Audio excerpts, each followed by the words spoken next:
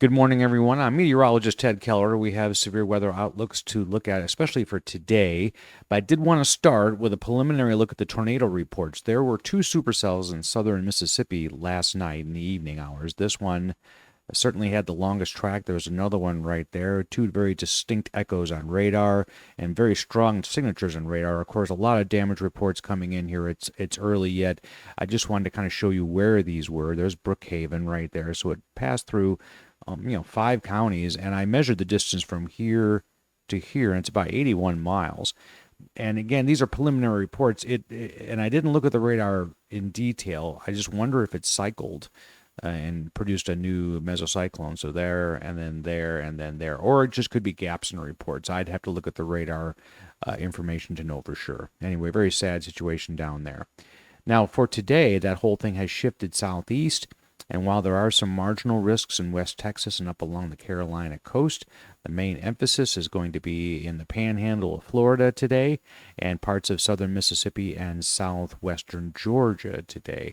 What is the threat? Not much on the hail, but on the tornado side of things, a 5% risk right here in the Florida Panhandle, just north of Tallahassee, just off to the northeast of Pensacola, and getting into extreme southern Alabama and Georgia.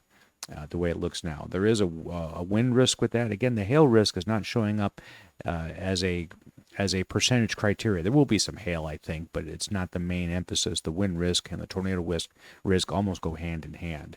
Here's CSU's look at that today. They shift the tornado risk to later on tonight through the Carolinas and into Georgia, and that could be accurate. Again, not too excited about the hail, but the wind risk, once this kicks in that same area, that the tornado risk is painted.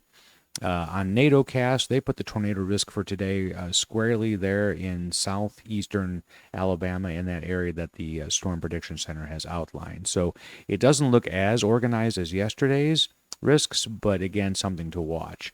Now, for Friday, this has popped up. This is a marginal risk of severe weather that runs from central Missouri down through the heart of Oklahoma and includes Springfield, where I broadcast from, Jefferson City, Joplin, Rogers, Springdale area, Fort Smith, Tulsa, down to Oklahoma City, Lawton, almost down to Wichita Falls. So what's the risk here? It looks like it's primarily hail. Tornadoes not really showing up, but on this AI model StormNet, it does show this is 4 to 5 on Friday. About a 50% chance of severe hail. Remember, severe hail is 1 inch in diameter or greater. So that's something to look out for tomorrow. I don't think there's much of a tornado risk with that or much of a wind risk with that. If we look at CSU, look at it, they don't even mention tornado on theirs.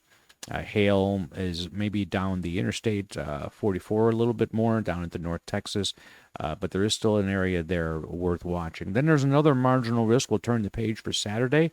This is a small area of northwestern Oklahoma, including Oklahoma City and Enid, and those areas on Saturday. The severe weather is tapering off. That's good.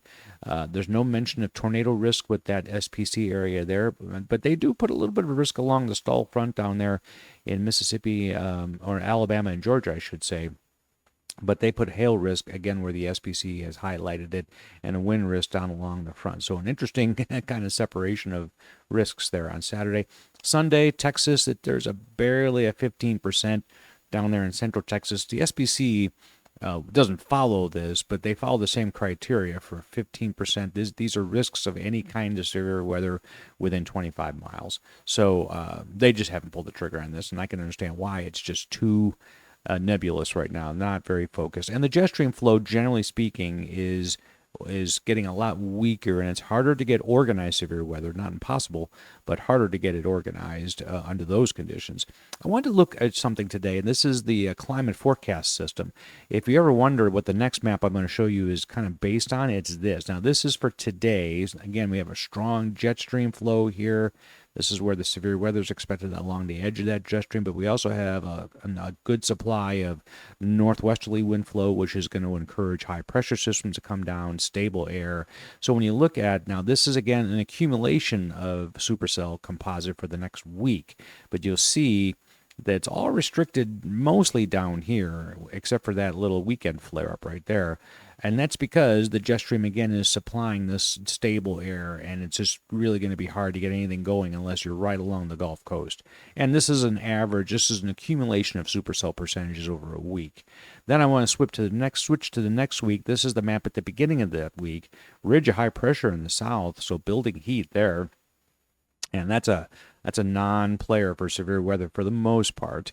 But you have to get up near the jet stream to get things going. And indeed, now if you look at the May 14th through the 20th supercell composite, we are seeing a little bit of a tick up in severe weather possible, although the percentages are pretty low at this point, up near the jet stream. You got to find the jet stream, and you got to get enough moisture up into that area to create the instability necessary.